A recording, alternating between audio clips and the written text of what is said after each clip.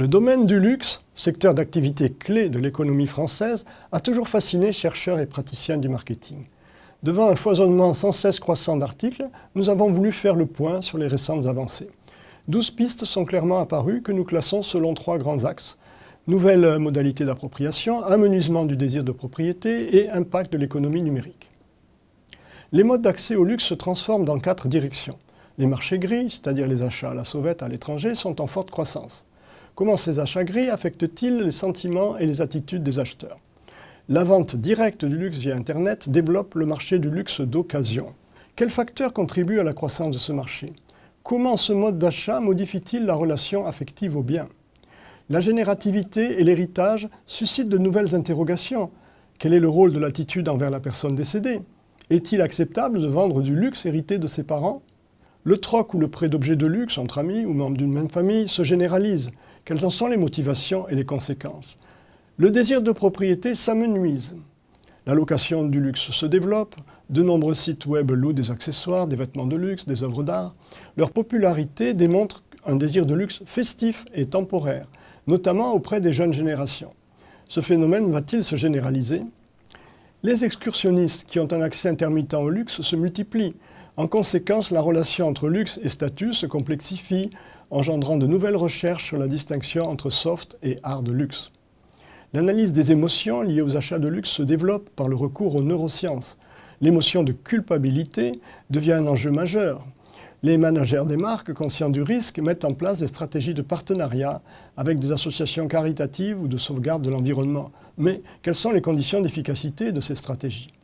La communication sur les valeurs traditionnelles de la marque, son caractère unique, ou le récit de vie du fondateur diminue. Elle cède la place à la pertinence personnelle. Le luxe ostentatoire recule au profit du luxe expérientiel. Faut-il développer l'histoire de la marque ou bien les récits de marque? La contrefaçon gagne du terrain de manière variable selon les contextes culturels. Quelles sont les conséquences de la connaissance de la contrefaçon lors de l'achat, lors de la découverte de la contrefaçon? Mais l'hyperluxe se maintient. Yacht coûtant des dizaines de millions d'euros ou flacon de parfum à 50 000 euros. Ici, on mise sur l'objet unique, non reproductible et sur l'interaction entre le créateur et le client, qui est l'élément essentiel pour créer un produit absolument unique. L'économie numérique bouscule les règles de la distribution. Faut-il afficher le prix des produits de luxe dans les magasins ou sur Internet? Jusqu'où peut-on pousser des extensions de gamme vers le bas? Quel est le seuil psychologique au-delà duquel un objet est considéré comme luxueux? Les smartphones et les sites web transforment la recherche d'informations et l'achat des produits de luxe. Quels sont les obstacles à l'achat en ligne, entre désir de voir et de toucher physiquement le produit et peur d'acheter des contrefaçons? Quels sont les facteurs entre commodité ou conviction d'obtenir le meilleur prix? Quelle communication adopter et comment créer plus d'interactivité? Les principales conclusions, au-delà de ces pistes de recherche, notre article démontre l'étendue et la vitalité des travaux sur le luxe. On dénombre plus de 1300 publications dans les revues scientifiques sur la période 2000-2016.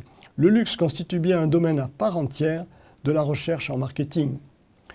La visibilité et l'élimination, identifiées par Veblen en 1889, demeurent les 2 motivations fondamentales dans le domaine du luxe. Mais les évolutions du secteur et son environnement technologique nécessitent de nouvelles approches. Notre article est l'occasion de sensibiliser les chercheurs aux tendances émergentes de la recherche dans ce domaine. Et quelle est la portée managériale? Énorme. Au niveau mondial, le marché du luxe pèse plus de 1100 milliards de dollars en 2017, avec une croissance annuelle d'environ 6% depuis près de 20 ans. La France bénéficie toujours de l'aura de ces grandes entreprises, mais force est de constater que sa part de marché s'amenuise.